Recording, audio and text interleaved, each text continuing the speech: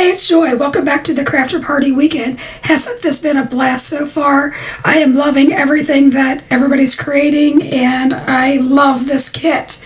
So I am bringing you 4 cards. 3 are technique heavy, and the 4th one I'm thinking of as a bonus card.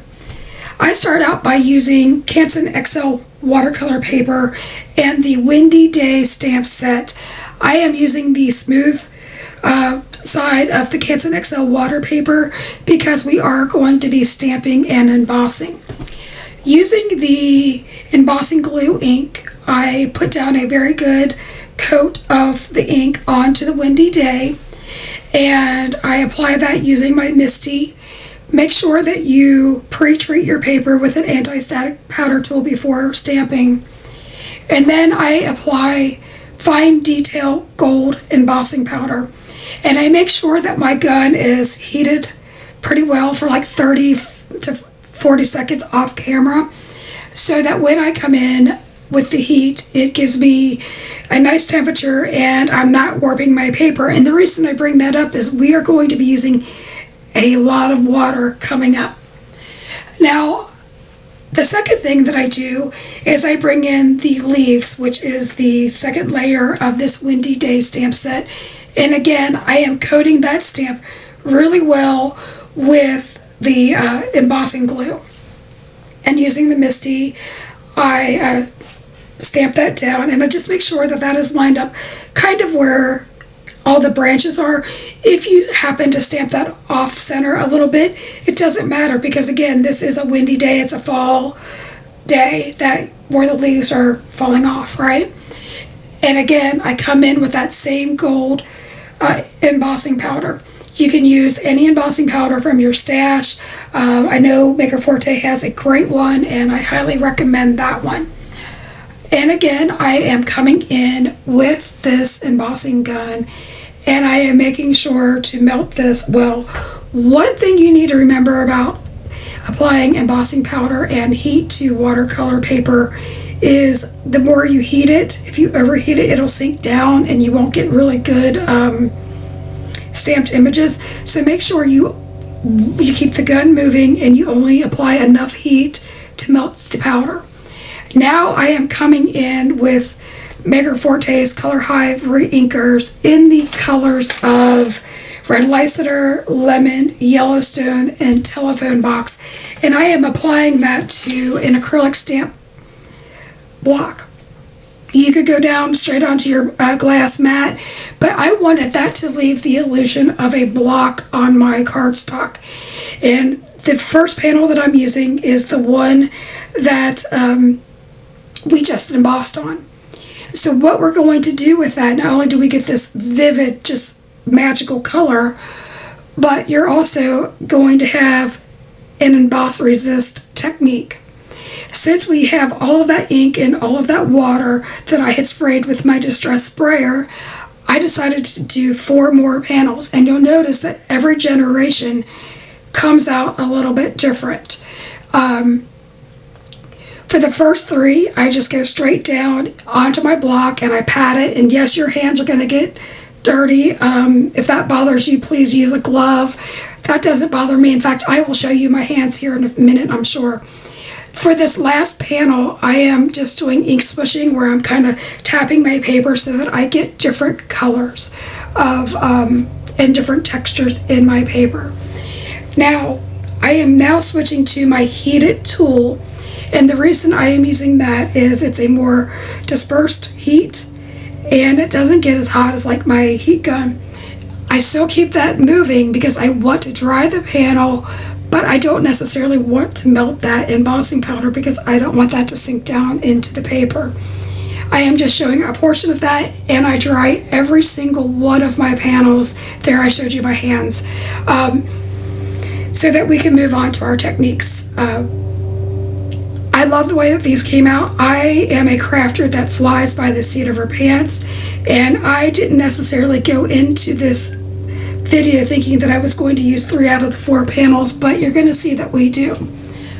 Next, I am coming in with that bold autumn stamp from Windy Day, and I am inking that with Eclipse Black ink. And I'm using my ink smushing tool so that I get a very nice impression, just the even pressure. And the reason I'm focusing on that is because with the watercolor paper, even though I used the smooth side, there is still a lot of texture. We put down a lot of water. So I do come back and I ink that a second time, and I get a really nice, impression with that, and it's nice and bold. If you don't want to go back in for a second impression, you absolutely don't have to, but I thought it was necessary. I also am using that sub-sentiment from the Windy Day, just to put another sentiment. Using the no-show glue that was in our kit, I then apply that to the card base, and using my smushing tool, I also use that to rub on top of that, and what that does is it just really gets that adhesive moving, no buckling, and you make sure that you get rid of the warping from all of the water. For final embellishments on this card, I use the no-show glue, which is what I am going to use throughout the entire video, as well as some foam adhesive, and I use some gold gems from my stash.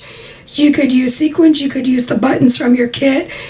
The sky is the limit. I happen to have gold embellishments on my desk, so that is what I'm using. So I love the way that shine looks, and we're going to move on to card number 2. For card number 2, I used this watercolor looking card panel. Now I trimmed this down to 3.5 by 4 3/4, so that when I eventually put this on a card base, I have a nice wide border. That is something that I love to do. I also am using the Peace Love stamp, the background portion, and using that red Lycider, I stamped that down and use that as another background. I am also using the wood grain envelope, and I cut off the seam, and then I cut a little bit bigger than a 1/2 inch strip, and I use the Peace Love coffee image from that stamp set and the embossing glue. Make sure that I get a very, very good impression, because that is, again, another textured stamp, and I emboss that with fine detail white embossing powder, and I melt that. And again, I don't know what kind of paper Alex has sourced, but I was shocked that this didn't warp. It may have been that I kept the gun moving, but I'm going to call this voodoo paper. I love it. I highly recommend this after using it. And I simply just fold that around, creating a belly band, and I use my low-tack painter's tape just to adhere that. I do use a sheet of double-sided foam adhesive, just because I like dimension, and because we're using that watercolored paper, I wanted to take out all of the warping that may occur. But this was a pretty simple card, and using the exact same technique as the first one, we are getting 2 totally different cards, and I love that about ink smushing, and I hope that you like what we've gotten so far. Now this is another one of those inked backgrounds that we used, and you can tell that that was probably maybe like the 3rd pull, because there's not a whole lot of color differentiation. So I decided to come in and use my Color Hive inks with a blending tool. Now you're going to freak out a little bit when you see this progress. I first start out at the bottom with the Yellowstone ink, and I ink over all the places that orange ink is, and you'll see the differentiation. I then use the red Lycider. I hope I'm pronouncing that correctly. Anyhow, and I'm just going over that same area. Now I am coming in with flat white, which is a brown. And the reason I'm doing that is it's a lighter brown, and it's going to be a nice transition color. Because now this is where the part that everybody's gonna freak out about. I am coming in with Coronation Purple, and most of you will know that orange and purple make brown, but do they? We got very lucky in this, and because these inks are smushable and water reactive, we didn't really get a bad mix of brown. So I think that that flat white really did a nice transition into the other colors. I do go back in and I apply another flat white, another one of the red lyciter, and the Yellowstone, so that we get a really good ink base down, because I want this to be a vibrant night sky and with all kinds of gradients in it. And I am just going to encourage you to try this color blend. And again, this is on watercolor, so we got a lot of movement with this once we start adding the water. But really try to use colors that are opposite on the color wheel, meaning they're complementary, and see what you get. Because this is a night sky and we're doing other stamping on it, I wasn't too afraid, and I hope that this gives you the courage not to be afraid and just put it down. My theory is it's just paper. I come in with my distress sprayer and water, and I do one layer of a mist, and you made sure that I only squeeze it like halfway so that I would get the bigger droplets. And I let that sit for a second. I stopped that up with a dry baby wipe, and then I did it again. Now, remember, we are going to do more stamping. So using my heated tool, I dry this thoroughly. And I did cut a lot of that out of this video. But again, you get the idea. I wanted to get as many cards and as many techniques in this video so that you got the biggest bang for your buck. I am now coming back in with that Windy Day stamp set, and I'm inking that with the Eclipse Black ink. Now, one thing that I like about photopolymer stamps is that they are pliable. On the first card, you saw that branch was more straight and whatnot, but I actually curved that so that we would get an illusion of a tree trunk. So that's one difference between a photopolymer and a rubber stamp. I did ink that twice because, again, we went down on top of all of that color and we went in all that water. Using my ink swishing tool, I feel like that we got a really good impression. And now you're going to see that that's not popping off the page very much. So a trick of mine is, whenever I want something to pop off of a dark background, I will then get out my clear embossing powder, and because Color Hive ink stays wet longer than most dye inks, you absolutely can emboss this. So I come in with my heat tool, I keep that moving, and I make sure once that melts, meaning it goes from that powdery look to the shiny, I move my gun. That way I'm not adding any more warping or causing that stamping to sink into the watercolor page. I then repeat the process that we did on the first card, and I line up the leaves and I ink that up with the Eclipse Black. And again, I made sure to really coat that and get good impressions using that ink swishing tool, because I didn't want to keep inking and having the possibility of that slide around. I'm using the Misty, which is phenomenal, but we all know that sometimes that can move. That is why I'm using both magnets on that. I embossed that, again, moving my gun, keeping it moving. But as you're watching this melt, do you not love all of the color gradient that we got? I mean, the bottom almost looks like fire. Who would have guessed that? I'm in love with this panel, which is why I included it in my final video. I hope that you're as excited as I am. I love it. Now, I am using the grass from the same stamp set, and I left the inking in a little bit longer because this is a solid photopolymer stamp. The more you put your ink pad down, once it's wet or saturated, when you keep tapping it, you actually are starting to remove color. And that is actually the opposite effect of what we want. But I wanted to leave that in so that you would be aware of it, because at some point you've got to stop. Otherwise your ink starts to bead up and you don't get the coverage that you want. I do use the ink swishing tool. And at this point in time, I got my fingers crossed. Yeah, that I absolutely do need to stamp this a second time because of needing, because of the texture of the water, color paper, all the different inks, and the fact that I over inked the first time.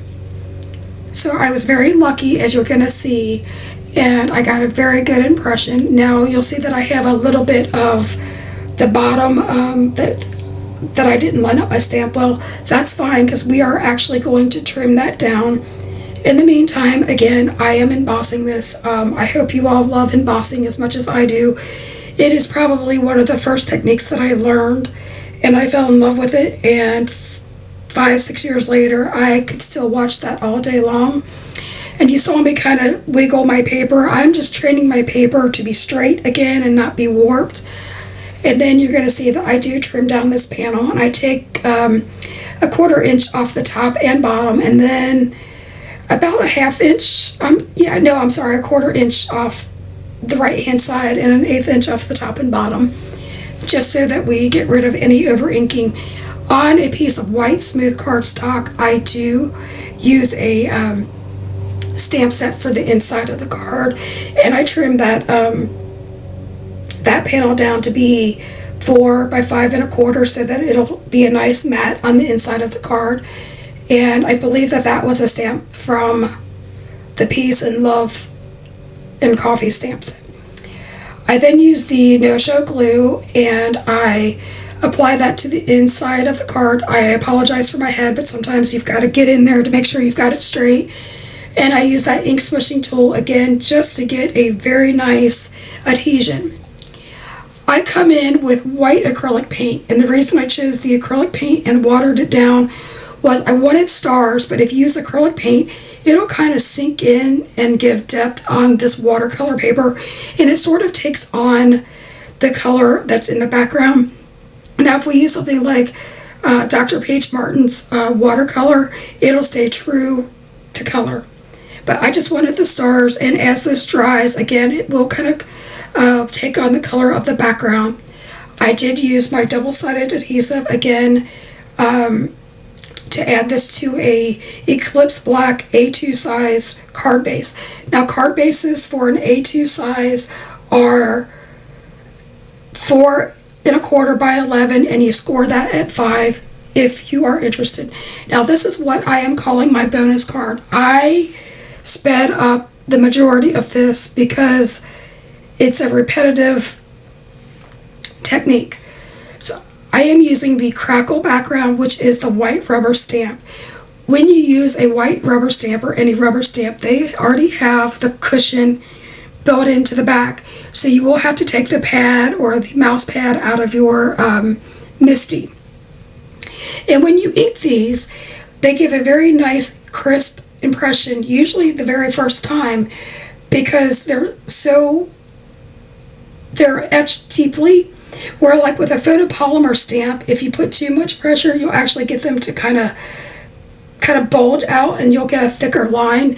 So I just wanted you to kind of know what the difference between photopolymer and white rubber was. And I did use the Eclipse Black ink to ink this up, and I'm applying the clear embossing powder, and I am melting that with my heat gun, and I'm using that onto the red cardstock that was provided in your kit. Now I will say this cardstock is gorgeous. I love the weight of it. I was impressed at the end that there was no warping. It is phenomenal paper. Like I said, Alex must have worked some voodoo.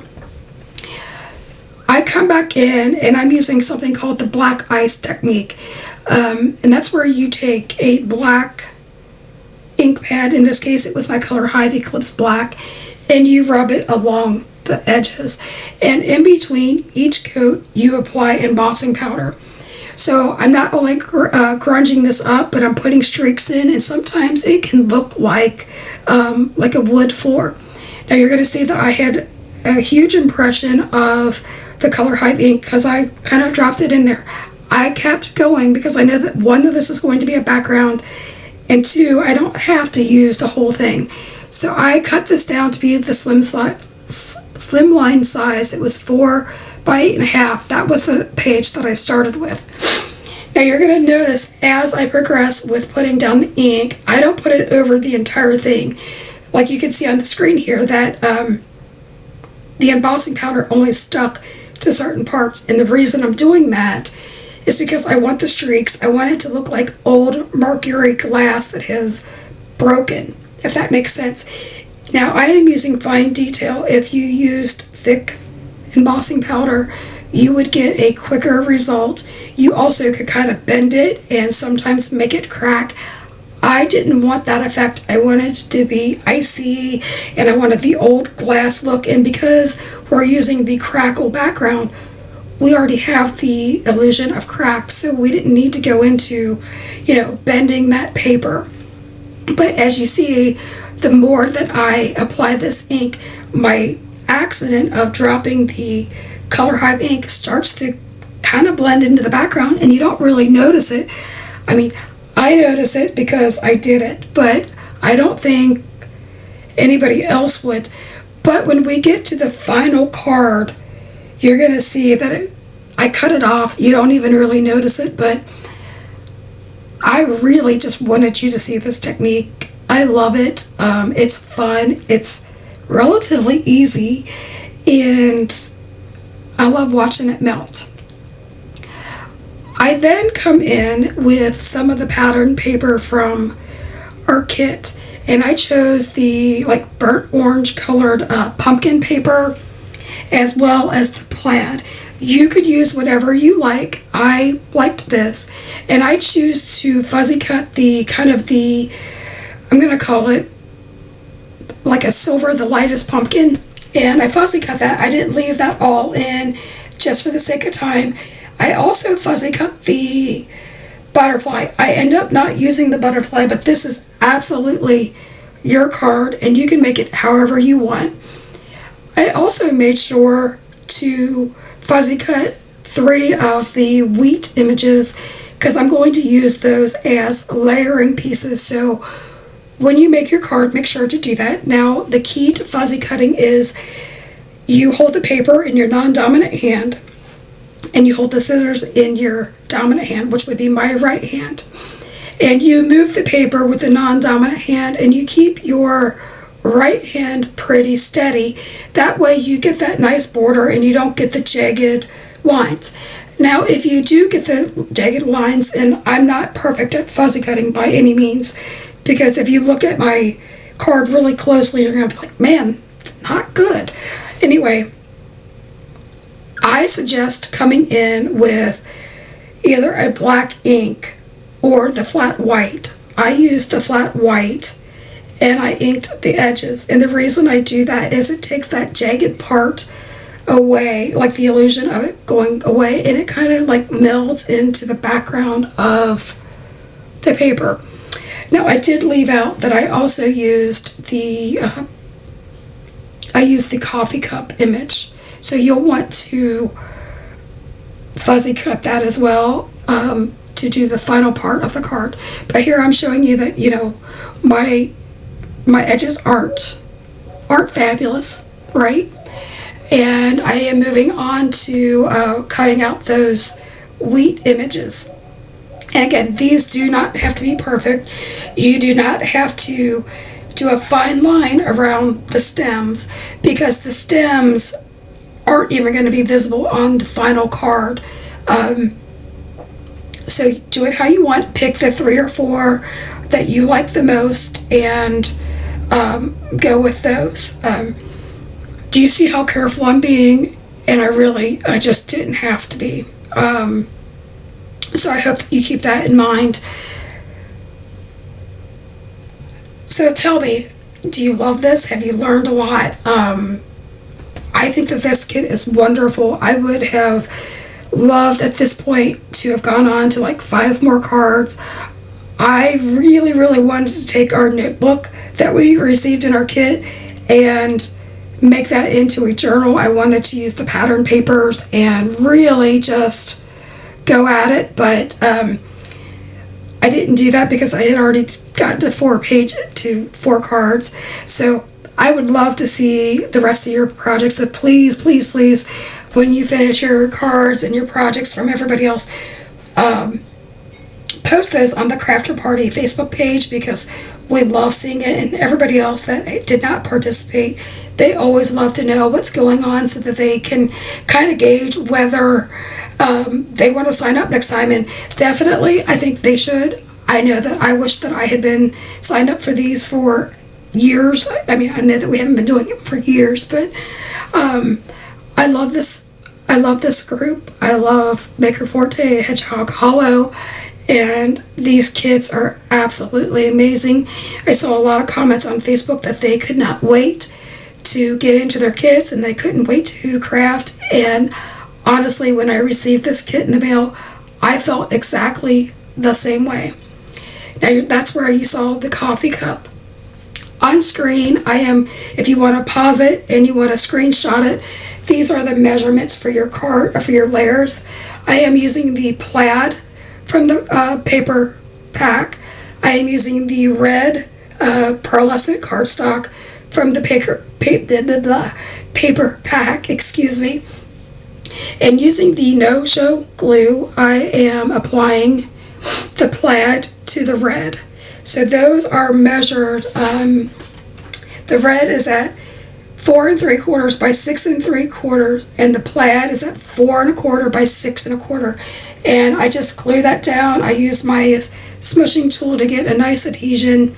And then from there, I apply the wet glue to the crackle background that we made. I trimmed this down to be 4 by 6. That way you're going to see that we lost the octagon shape that I left behind by dropping my ink. I also used the gingham ribbon, and using my painter's tape, I adhere that to the back. And then using my foam adhesive, you could use foam tape, you could use squares, anything that you have, I line that back, the entire one. And then I apply that to a cappuccino card base. And to make that, I cut my paper to be 7 by 10, and then I scored it at 5, creating an A7 or 5 by 7 card. And I opted to make a 5 by 7 card because I know there are a lot of you that love the bigger cards but don't necessarily see them often. So I wanted to use that, and I also thought the size card was a nice scale for that coffee cup. I adhere the coffee cup down with the no-show glue, and then I pop up the pumpkin with foam tape. Using the gingham, I make a bow, and I take my time with my bows, and I make sure that I twist that center twice. That way you don't get that loop that twists and turns. And then I just pull the tails nice and slow. I hold it in the center so that I get a nice tight knot until I get the bow to the size that I want. I then fold the ribbon in half, and on a slant I cut it, creating the nice little chevron that you'll see in the bows. And I do that to both sides. I left this in because I know sometimes people struggle with that process.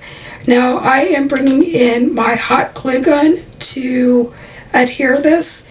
If you had glue dots, you could use that, or you could use wet glue and just hold it down. I opted for the hot glue just so that it was quick and permanent. I am using the sentiment from, I believe that was the Peace, Love, and Coffee stamp set, and I am stamping that down onto it's a little bit bigger than a 1/4 inch strip of the cappuccino paper. And using the Eclipse Black ink, I stamp that with my acrylic block.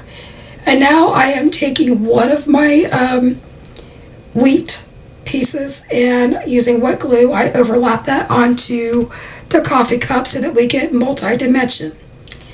I also use that one piece of wheat that wasn't completely cut, and I pop part of that up with a foam square and some wet glue, so that way I have some wiggle room in case I don't like my placement. And I place that over that one little stem that's sticking out, and now I've got a really great, piece of wheat. Then I use one of the bigger pieces of wheat and put the third one down. Off camera, I applied some of the no-show glue, and I used some copper glitter to put along the strips of the wheat. I also dotted it on to where all the different pieces of, like the sprinkles of the coffee, and I applied that. With this sentiment strip, I popped up the part that was going to be hanging off of the pumpkin so that it would be the same height as the pumpkin, and the rest of it was glued down with just glue. I used the same gold embellishment from the first cards using my crafter's wand, putting that in place, and I also used a button to anchor the cup. Here are some final looks of my cards. I hope that you love them. I hope that you'll try them. And until next time, keep crafting. Enjoy the rest of your weekend. Have a good one. Bye-bye.